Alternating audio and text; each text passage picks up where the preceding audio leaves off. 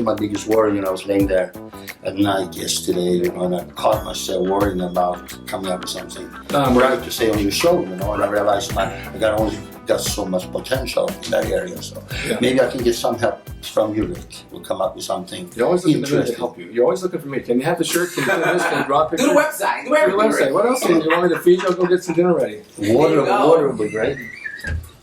All right, you want to go? You can get them. No, we're fine. All right, okay. Welcome to Rick's Corner. I have Andreas calling back, and we're sitting here deciding what to talk about. And he's asking me to do all these favors for him, which never ends. And if I do these favors, it's going to take me all week, and I'll never be able to do the show.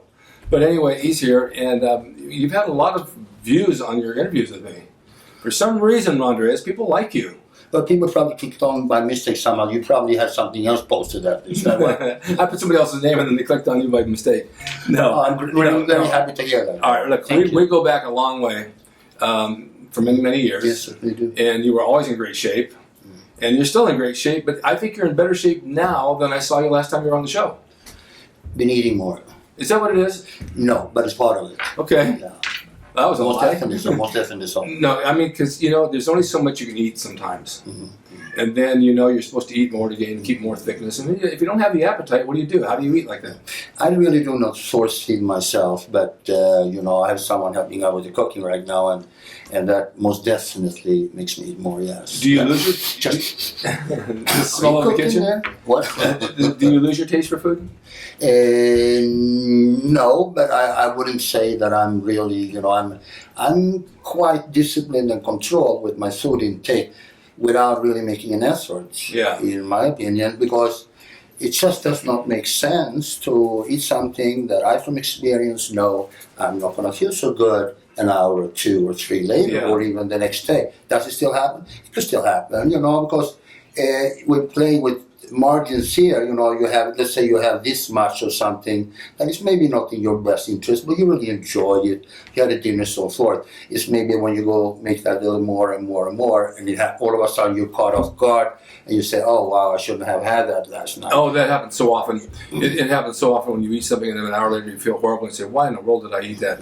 But there's certain smells, like you just did with the kitchen, there's certain flavors, and if you're on a diet, sometimes the food isn't that attractive, it doesn't smell that great. And so you want something different. For example, if I smell beef stew, I want beef stew. I don't want tuna and eggs, and I know that tuna and eggs are probably better for me. So it's kind of weird because you want to go with your taste buds, but your taste buds always aren't what you should be eating.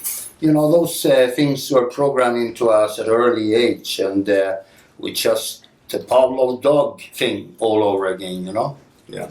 So how do you eat now? What kind of foods do you eat? I eat a variety of natural, unprocessed organic foods, and I also do throw in a pizza here and there. Otherwise... Do you eat pizza?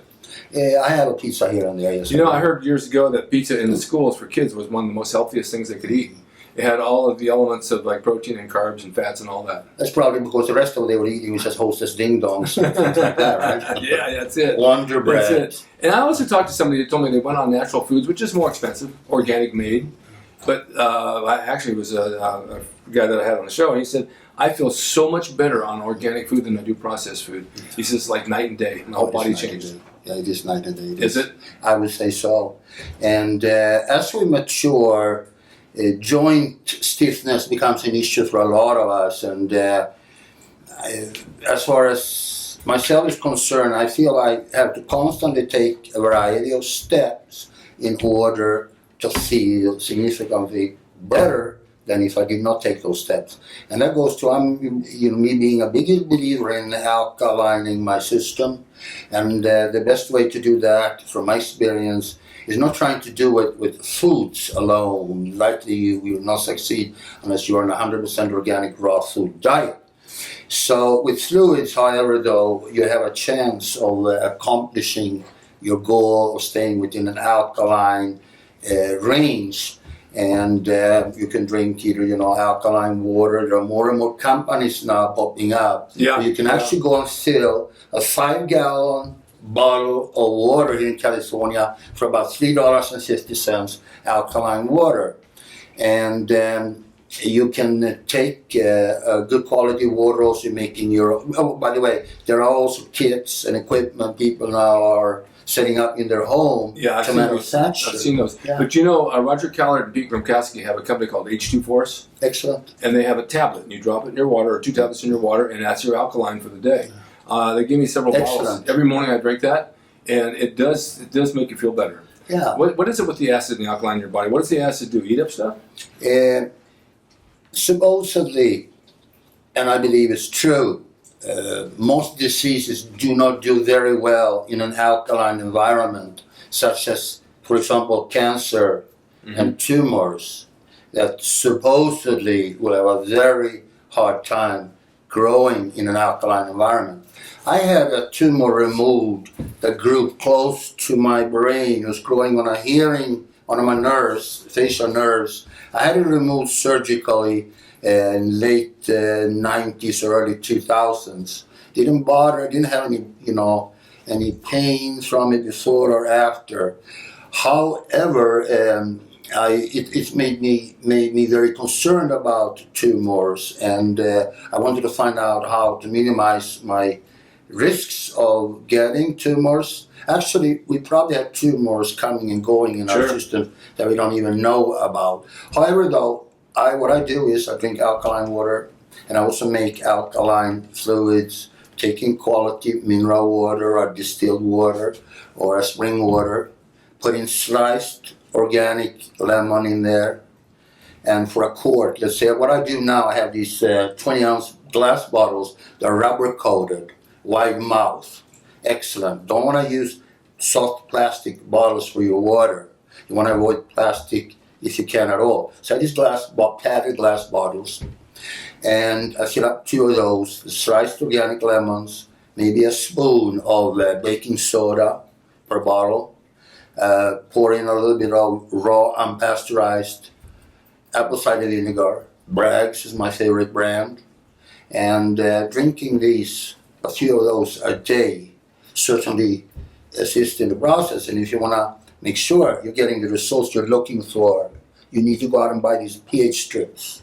And you test it, midstream, mid-urine stream, pardon my French, and you make sure that the color of the pH paper stick will turn up within the range, indicating that you are in alkaline territory. That's a great way to test that.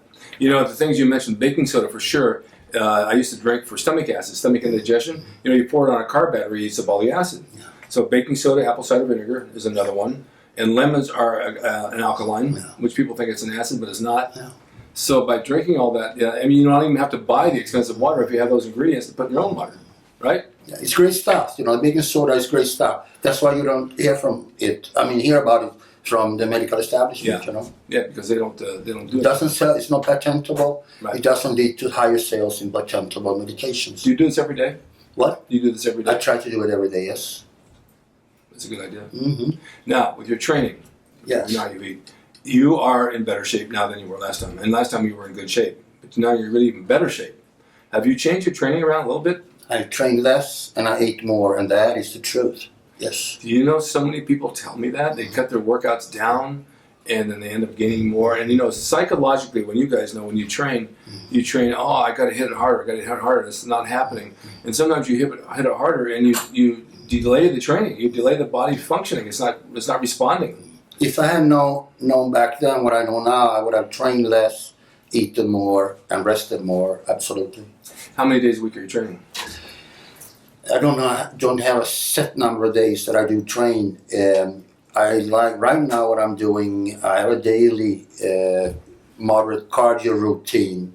I was only doing about 10 minutes maybe in the morning. Yeah. And now I increased it to 20, 30 minutes because I have a film coming up, and at age 62 it even was a fighting scene. Kind of scared me a little bit because of the costume designer got in touch with me. They asked me if I knew anything about me having this extra stunt padding. I said, what are you talking about, extra stunt padding here? They want to protect you. So, I guess I'm going to be thrown around a little bit, Wow. Yeah. Well, That's all right. Yeah, that's all right. Just be careful because things don't land like they used to. Yeah, okay. You know, I've done it over and over with stunts, and I don't do that much anymore. When you split your training up, we talked about this before. Are you still doing the old school style of splitting your body parts? I only train if I'm having a work. Okay, so let's say I'm a loaded week. I'm gonna go through my body, which would take me 1 week. I would split it up in 5 segments. I would do chest on a separate day. I would do back on a separate day. I would do legs on a separate day. I will do maybe biceps, triceps together. I will do shoulder separate, or I can mix it up. I could do it in a variety of ways. But I basically would have 5 or 6 separate workouts with basically one body part.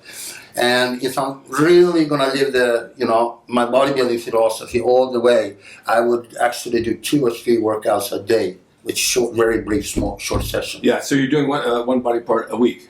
Yes. How many sets per body part? No set rules. Just go as you feel? No set rules. You have like an average figure you might come up with? Okay, which body part? Let's say chest, just to pick one.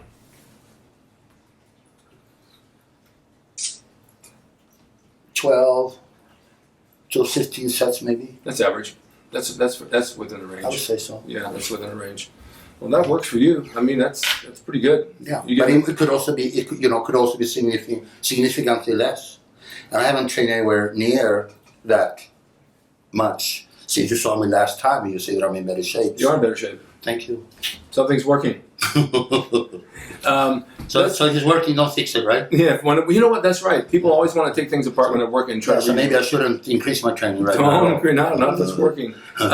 Real quick, because this is a subject that comes up a lot. Today's bodybuilders compared to the ones in the 70s. Yes. What's your feelings on that? Because they look totally different. They look totally different. They do.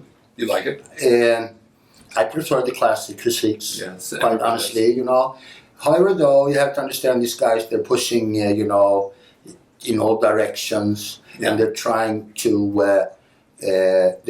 deliver what they see is bringing home the gold on stage and what's winning the shows. So if they see these guys with, this wide out here, maybe a little wider, a little more, so there's some shapes out there, though, that are going in directions that just doesn't look anatomically harmonious. Right. It's way out of whack. It's getting more extreme and more bizarre and more freaky. And there's always a group of those that will go extreme, like in any sport for anything we do. But it gets back and down to the classic physique is what it's all about. I would say so. And there are more and more voices speaking out in that direction, and let's face it, why is the sport going in this direction or that direction? It's really in the hands of quite few individuals, Yeah, there we go. So you're not going to change it because this is the direction some people want to take. But there are other classic physiques that people like better, and that's what it is. I mean, it is what it is. It's done it with everyone's done the wrestling too. That's gone extreme.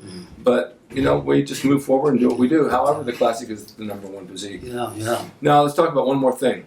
This is the classic physique. There we go. This shirt. I'm glad you said this because all my Rick Drasin original designs are going to be going on Andreas' website.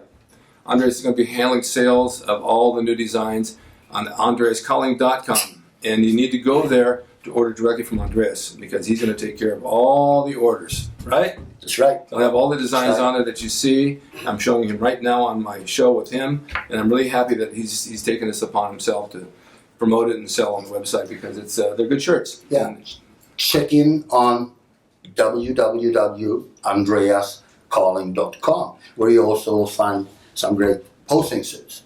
that was your original thing, was posing. That was the original thing, yes. And you've been doing that forever. Forever. Since I met you. I must have been doing something right with the posing suits because people really do like them. I know they do like them. You've been selling them forever. But it's nice he's going to be taking the t-shirt line.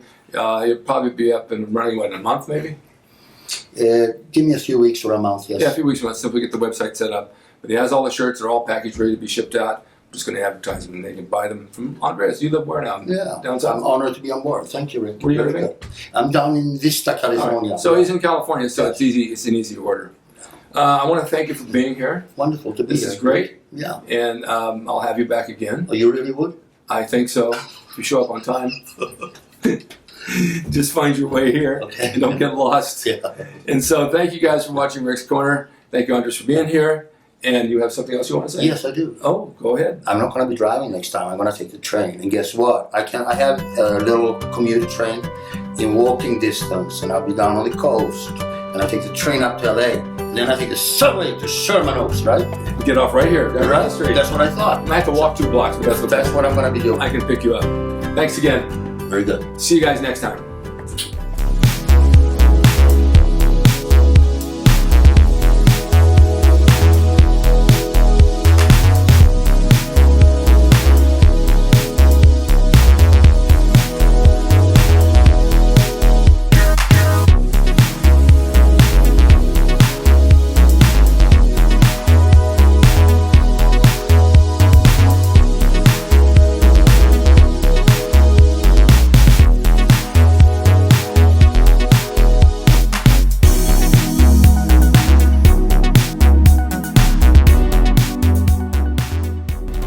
It's RickDrasin.com. He is the equalizer, baby. See you next time.